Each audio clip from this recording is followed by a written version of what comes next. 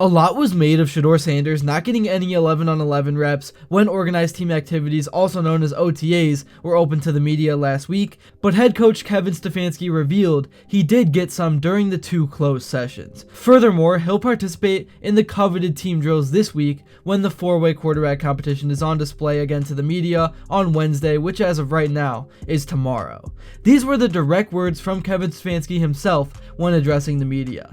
Yes, and I would say there's a lot of work that gets done when you guys aren't out there, believe it or not, but that's even in a meeting or in a walkthrough. Our guys are getting exposed to a lot. He said this at the Browns Foundation 25th annual golf tournament at Westwood Country Club. So basically everyone just needs to hold their horses on this Shedeur Sanders situation and him not getting reps on the one day the media was open. So basically everyone just needs to hold their horses on this Shedeur Sanders situation and him not getting reps on the one day the media was allowed to watch this team go through OTAs, because he has been getting opportunities and he's also the 4th quarterback on the roster right now, the 4th guy on the depth chart before things really get going in July. So we all knew he was going to get less reps. That should not have been a surprise to anyone. He has been putting in the work. At times he's been dominating the drills with all the stats people have been making up, and he really has just laid low and has stayed out of being the center of attention as best as he can. Obviously he already has one of the biggest names and brands in football, so that's hard to do, but his interviews have been good, his throws have been good, he's been trying to be a good teammate and just focus on the Browns. So far this Shedeur experiment is off to a solid start for Cleveland.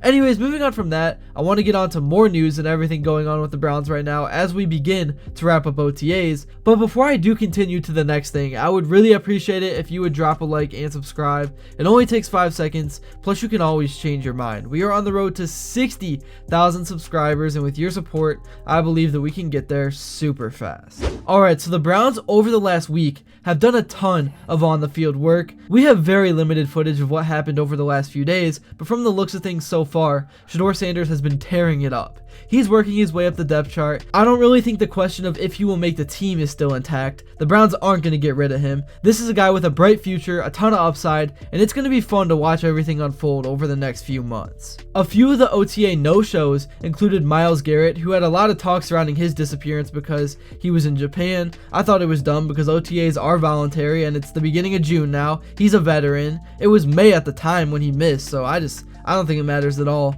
And then Greg Newsome and Deontay Johnson also were no-shows, but I'm not worried about them. And then Greg Newsome and Deontay Johnson were also no-shows, but I'm not worried in the slightest about them. Newsome has turned himself into one of the best defensive secondary players in the NFL, and Deontay Johnson was a last-second pickup. He's an older vet. I don't even know if he's going to end up playing a lot, but if I had to guess, I would have predicted that he would not be at OTAs anyways, so no surprise there. Also, for more rumors, this doesn't actually have to go with what happened on the football field, but we just got a big update with the new stadium plan and all the money stuff. Here's the official write-up, so that way I can just give you the direct info. I'll just read from the article. Here's what it says. State officials are in the midst of finalizing and putting to a vote the state's latest budget, which is expected to include $600 million in funding for the Browns' Brook Park Dome proposal. How they're getting that money is the key piece that is to be determined. On Tuesday, the state Senate's Finance Committee presented a third plan to get the franchise its money. In this latest proposal, the state will siphon $1.7 billion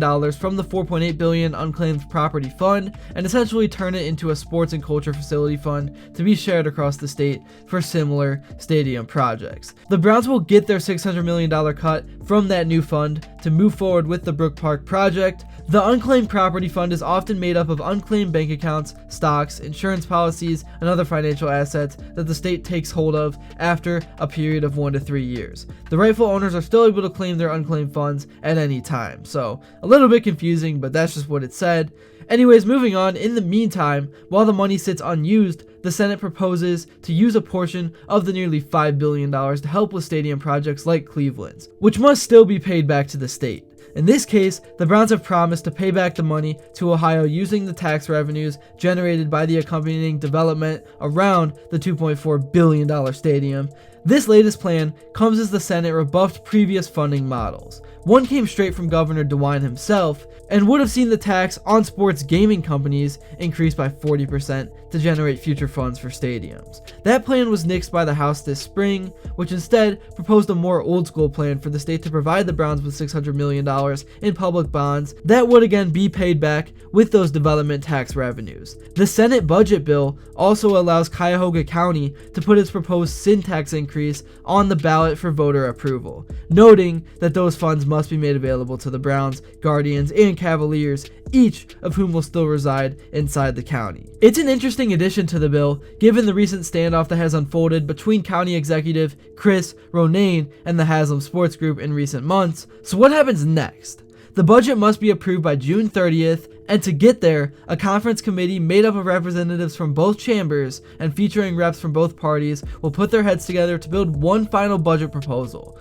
It then ends up in the front of Governor DeWine for final approval. The good news is the Browns appear destined to get the $600 million they requested for the stadium project. They're simply waiting to find out how they'll get it. That's basically the main thing that's going on right now. Alright, so that's what's going on with the stadium. I know that was kind of boring, but I just wanted to get that out of the way because it is big news for this team and this franchise. Now let's get back to the actual players and things going on that matter for 2025. So Bleacher Report recently listed 6 teams that could be in the running to make a trade for Kyle Pitts from the Atlanta Falcons, a guy who has been like the face of trade rumors over the last few seasons. But the 6 teams listed are the New England Patriots, the Washington Commanders, the Los Angeles Rams, the Tennessee Titans, the Pittsburgh Steelers, and then of course the Cleveland Browns. Now I guess personally as a Browns fan myself, I'm a little confused by this because I think the Browns are pretty excited about their draft selection of Harold Fannin, and you want to see him get a chance, with Njoku of course being the starting tight end. But again,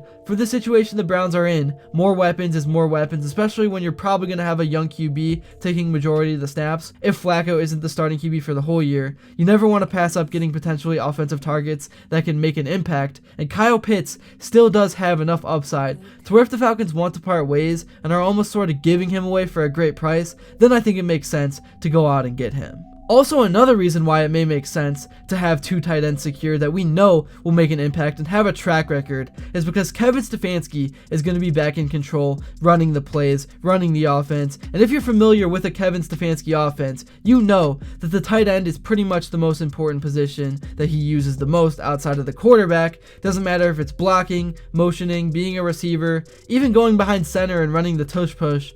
The Browns need to have good tight end production in a Stefanski-led offense. And I'm curious to hear what you guys think about Kevin Stefanski taking this offense back over.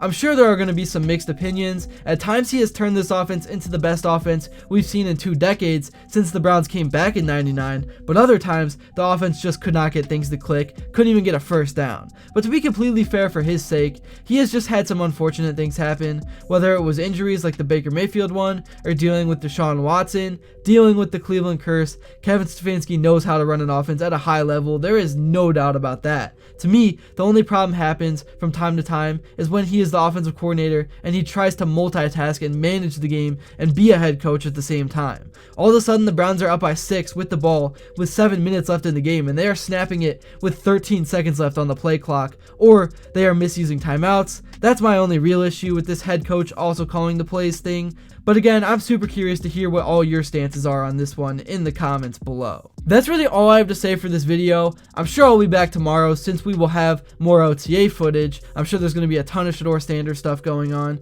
So stay tuned. Be sure to like and subscribe if you enjoyed and hit that post notification bell so you know right away when I do make that Browns post tomorrow. And until then, I will see you all later.